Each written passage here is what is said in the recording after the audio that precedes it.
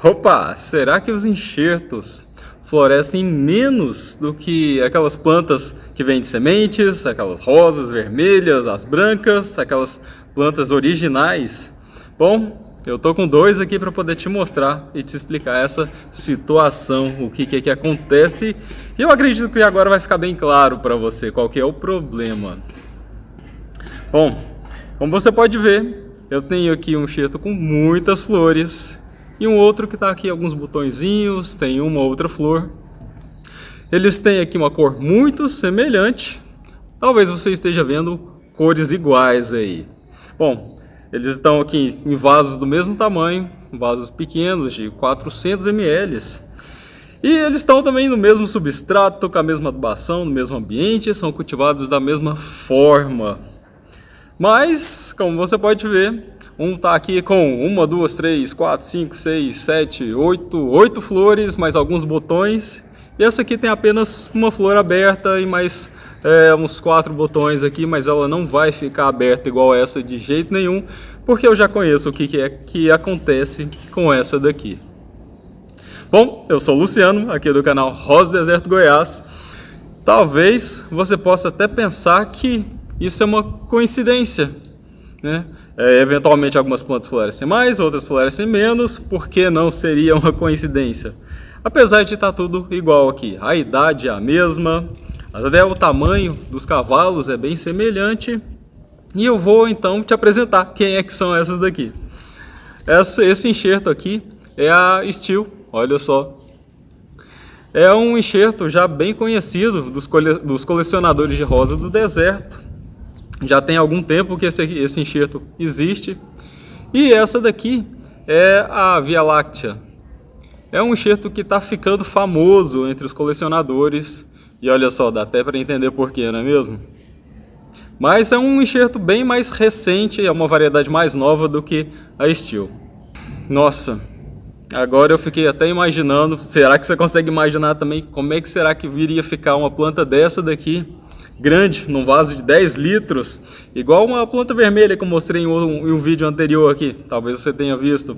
Bom, deve ficar realmente incrível, né? Mas voltando aqui para os enxertos, vou te explicar que, além desse cultivo, algumas coisas podem acontecer, algumas diferenças podem influenciar nesse florescimento aqui. Há algumas características como o tamanho da flor, o número de camadas de pétalas dessas flores, e até mesmo a força do cavalo vai interferir na forma como elas florescem.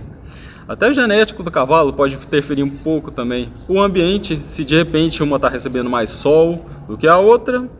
É claro que aqui eu me assegurei de deixar o ambiente exatamente igual para essas duas.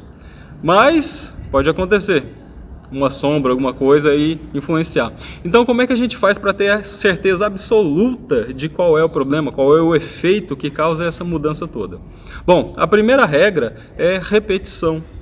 Você precisa fazer esses enxertos várias e várias vezes, nunca misturando o nome dos enxertos, que algumas pessoas acabam fazendo isso. Eu tenho um vídeo aqui onde eu explico exatamente por que o nome é tão importante, de onde é que esses nomes vieram, talvez você já tenha visto também.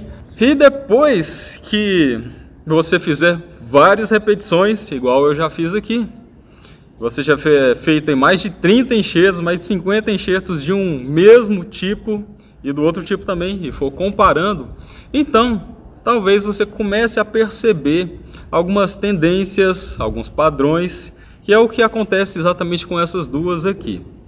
Talvez você perceba que uma sempre vai florescer mais do que a outra, mas, por exemplo, essa daqui com o tempo, à medida que ela cresce, a flor fica um pouco maior. Então ela tem a flor maior do que essa daqui mesmo, apesar de que nesse momento não dá para perceber muito essa diferença.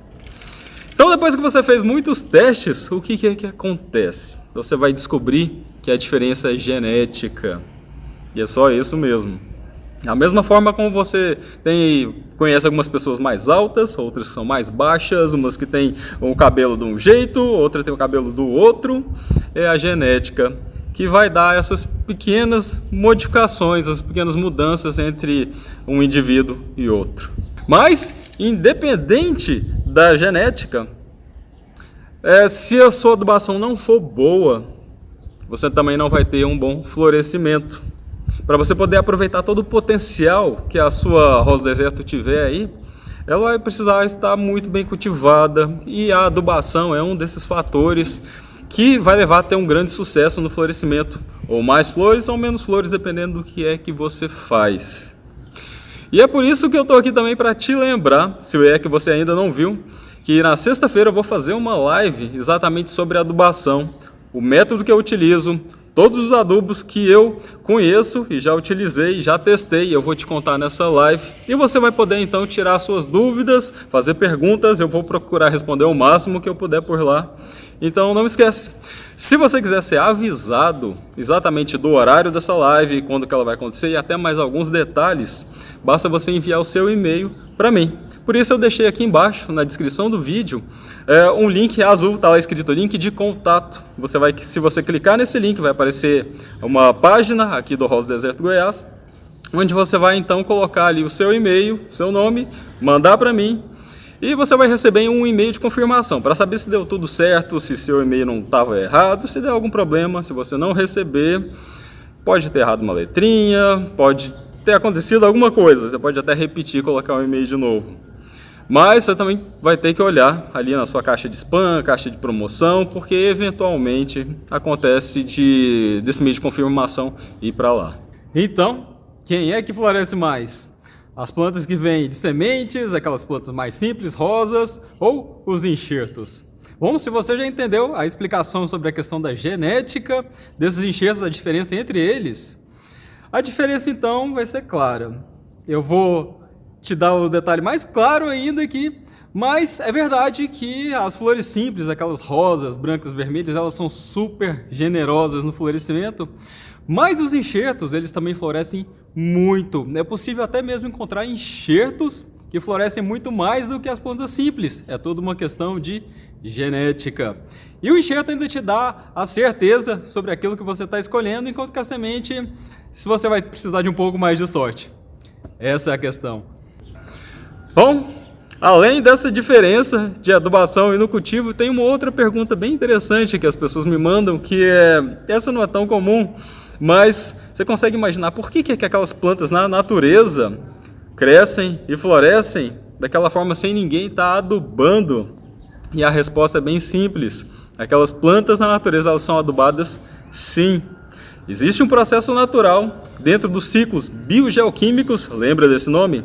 Em que existe uma reciclagem dos nutrientes, existe fixação do nitrogênio da atmosfera, só que é um processo longo. Alguns nutrientes chegam a ter um ciclo que leva 2 anos para ele ser concluído.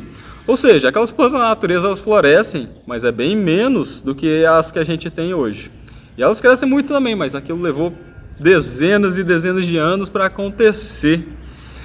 Então, se você quer que a sua rosa do deserto floresça mais rápido, não leve aí 2 anos, 5 anos para começar a florescer, a adubação é extremamente importante para que a gente consiga controlar melhor esse processo. Além disso, essas rosas do deserto que a gente tem atualmente, elas já não são mais tão naturais assim, elas não são mais selvagens.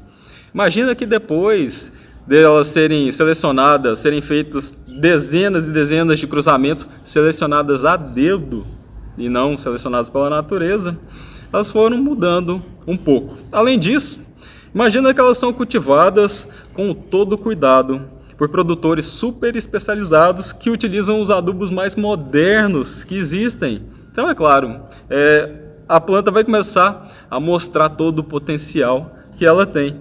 E por isso, mais uma vez, eu te lembro que se você não aprender a adubar da melhor forma que existe, esse tipo de florescimento aqui não vai acontecer. Então, não perde a oportunidade, deixe o seu e-mail para mim aqui no meu link de contato e eu te vejo lá na live de sexta-feira à noite.